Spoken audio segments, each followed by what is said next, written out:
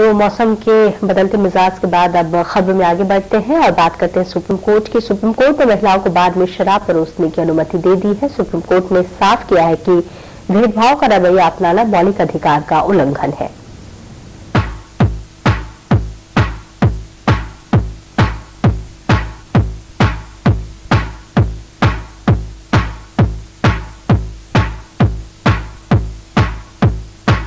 कुछ बदली सी नजर आएंगी दिल्ली की मधुशालाएं। शराब वही होगी, माहौल भी वही होगा, लेकिन परोसने वाले हाथों में कुछ नई बात होगी। सुप्रीम कोर्ट के फैसले के बाद अब दिल्ली में महिलाएं भी बारटेंडर का काम कर सकती हैं। इसके लिए महिलाओं की उम्र 21 साल होनी चाहिए। इससे पहले हाईकोर्ट ने भी महिलाओं को शराब परोसने की इजाजत दे दी थी। उसके बाद ये मामला सुप्रीम कोर्ट में आया। कोर्ट का कहना था कि अगर पुरुष बारटेंडर का काम कर सकते हैं तो महिलाओं को इस काम से नहीं रोका जा सकता। इस फैसले का विरोध करने वाले लोगों का कहना था कि महिलाओं के लिए शराब परोसने का काम करना सुरक्षित नहीं है। याचिका थी, ये होटल बार एसोसिएशन ने की थी, जिसको कि रिट पिटीशन को अलाउ कर दिया गया था। महिलाओं की सुरक्षा को ध्यान में रखते हुए हमने सुप्रीम कोर्ट में यहाँ पे उसके खिलाफ यहाँ पे अपील की थी। हमारा मेन मुद्दा सिर्फ यही था, महिलाओं की सुरक्षा। होटल या बार जहाँ भी महिला बारटेंडर काम करें, उनकी सुरक्षा का भी पूरा ध्यान होटल या बार मालिकों को रखना होगा। तो अगली बार जब आप मधुशाला का रुख करें तो हो सकता है कोई साकी वाला आपका प्याला भरे। मुसलमान और हिंदू दो हैं, एक मगर उनका प्याला, एक मगर उनका मदिरालय, एक मगर उनकी हाला। बैर बढ़ाते मंदिर मस्जिद, मेल कराती मधुशाला, भेद मिटाती मधुशाला। कई साल पहले हरिवंश राय बच्चन ने ये लाइनें लिखी और माना कि मधुशाला भेद मिटाती है। और आज सुप्रीम कोर्ट के इस फैसले के बाद दिल्ली की मधुशालाएं साक्षी बनेंगी एक और भेद के मिटने का। किताबों के पन्नों में नजर आने वाली साकी बालाएं दिल्ली की मधुशालाओं में भी नजर आएंगी। कैमरामैन आशीष के साथ Raman Mamgai, total TV, Delhi. Bartender के रूप में महिलाओं को सुप्रीम कोर्ट से छूट मिलने के बाद दिल्ली सरकार के मंत्रियों में मतभेद है। कुछ ने इस फैसले का स्वागत किया है, जबकि खुद आबकारी मंत्री ने कहा कि इसे लागू करवाने की सरकार की ऐसी कोई पॉलिसी नहीं है। बार में महिलाओं के शराब परोसने के मामले पर दिल्ली सरकार के मंत्रियों में काफी मतभेद है। अगर उद्योग मंत्री की बात करें तो वो सुप्रीम कोर्ट के फैसले से काफी खुश हैं। उनका मानना है कि जब महिलाएं हर फील्ड में बराबरी की हिस्सेदार हैं तो इसमें पीछे क्यों रहें। ग्लोबलाइजेशन की तरफ हम बढ़ रहे हैं, पूरे संसार के साथ हम मुकाबला करना है, उनको कम्पीट करना है।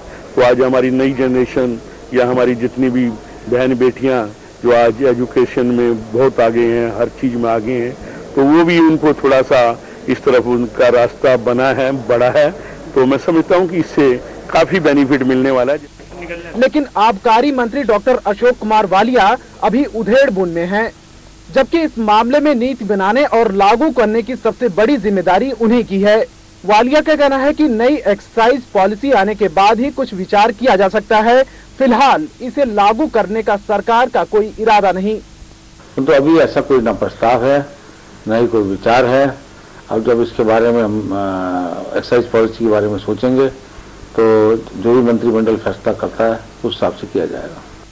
बहरहाल हाल में 5 स्टार होटलों में 24 घंटे शराब परोसने की छूट देने के मामले में सरकार सवालों के घेरे में आ चुकी है।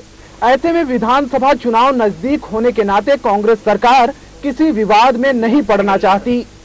कैमरामैन जुनैद इकबाल के साथ रवि सिंह, टोटल टीवी, दिल्ली। और वही सुप्रीम कोर्ट के फैसले से वाइन इंडस्ट्री से जुड़ी महिलाएं तो काफी खुश हैं। उनके मुताबिक ग्लोबलाइजेशन के इस दौर में किसी भी इंडस्ट्री में लड़के लड़की के बीच भेदभाव नहीं करना चाहिए।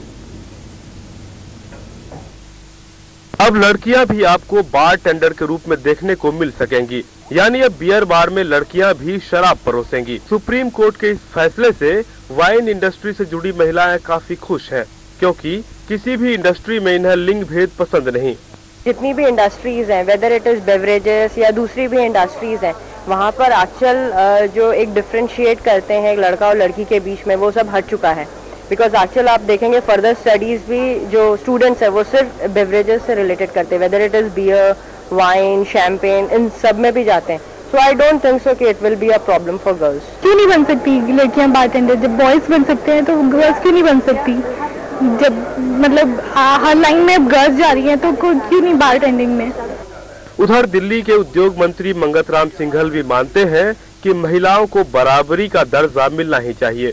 जब हमने वर्ड को कंप्लीट करना है तो अपनी लेडीज को भी हमें अपने बराबर में रखना पड़ेगा, उसको हम भुला नहीं सकते।